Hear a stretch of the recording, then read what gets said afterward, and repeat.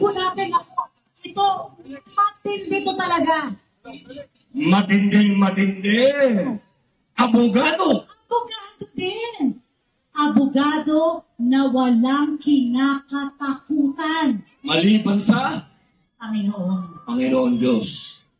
Ito po ang magtutuloy sa naiwan ng ating mahal na Senadora Miriam Defensor Santiago, ang nag-iisa, Atty. Rodante Marcoleta.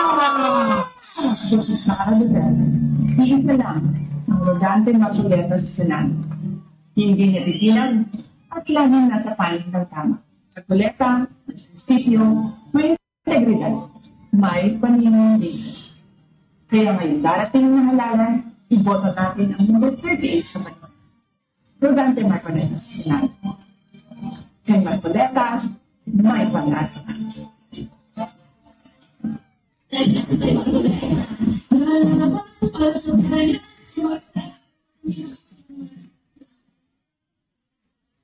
Pag binasa po ninyo ang dyaryo kaninang umaga, ang sinasabi po ay bumaba na raw po ang presyo ng mga bilihin. Naramdaman po ba ninyo? Naniniwala po ba kayo?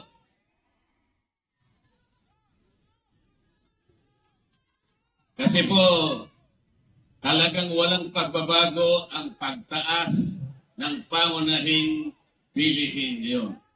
Lalong-lalo na po ang pagkain.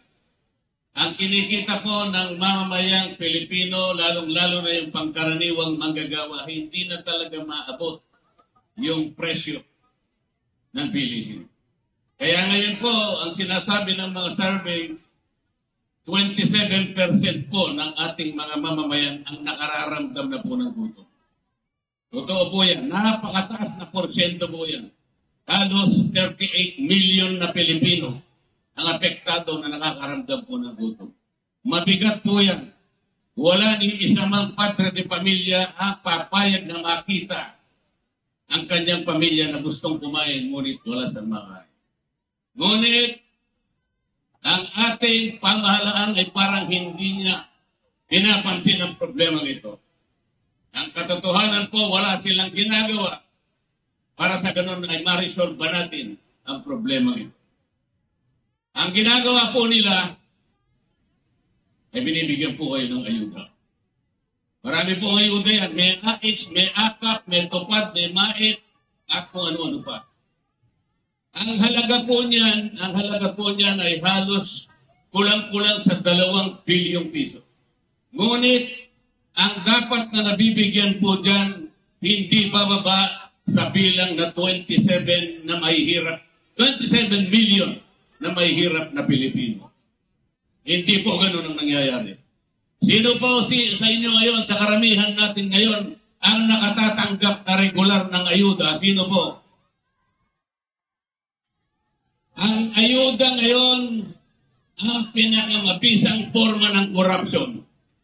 Hindi po napupunta sa halos 27 million na mahirap na Pilipino. Napupunta po sa bulsa ng ilan. Kaya po sinasabi ko dahil nga pati nga presyo ng kuryente. Mura ba ang presyo ng kuryente ngayon? Ang sinasabi ko po sa mga kasama ko ngayon, kung kami po ay mapupunta lahat sa Senado, iisa lang po ang gagawin namin. Ito yung kauna-unahan. Ang sabi ko po sa kanila, at alam ko naman pumayag silang lahat. Lahat po ng kumukonsumo na pamilya na 2,000 pababa, ililibre na po natin yon. Bakit po? Kapag ginawa natin yan, ang mabibiyaya ang 27 million Pilipino. Walang korupsyon sapagkat dire-diretsong pupunta sa inyo. Walang makakapagpasikat, walang magpapapugi. Akala mo sa kanila galing yung perang pinamimigay sa inyo. Hindi po totoo. Yun po ang gagawin natin. Madali po yun eh. Sa batas kasi ngayon, ang inililibre lang ay yung gumagasa ng 200 pesos. O isang araw lang na kuryente, tapos na. Paano yung ibang araw? Hindi 200 pesos, dapat 2,000 pesos para mabiyayan ang 27 billion na mahirap sa Pilipinas. Ganun dapat ang iniisip natin. Hindi kung ano-anong ayuda na. Sa kanila nanggagaling yun. Sa kanila napupunta yun. Ngayon po ay gusto ko kayong pasalamat. Sa kahuli-huli ang pagkakataon na nagkatipon ng PDP laban. Hanggang ngayon, nandito pa po kayo. Hindi nyo kami iniwanan. Hindi kayo bumitaw. Ito po ang kailangan natin, ipagsigawan natin sa kanilang lahat. Hindi na kayo dapat magpabudol. Bakit? Yung konting ayuda ba na ibibigay sa inyo, masisilaw na kayo? Yun na ba ang katapat na servisyo na hinahanap ng Pilipino? Yun ba yung sagot para ibangon ang kahirapan ng isang pamilyang Pilipino? Hindi po sagot yan.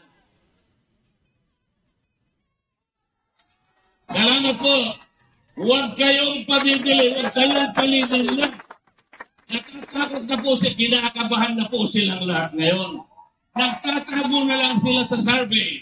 Dalawa lang daw po ang mananalo o maring 3 sa PDP laban. Hindi po totoo yan. Nagtatago sila ron, kinakabahan sila. Pinipilit nilang ibaba kami lahat sa survey. Naniniwala ba kayo sa survey? Huwag kayong pabubudol. Ang ating bansa, ang isipin ninyo, ang kinabukasan ng ating bansa, ang katarungan, wala na pong rule of law, wala nang due process. Tingnan po ninyo yung ginawa nila. Tatanggalin nila ang vice president. Walang kasalanan ng vice president.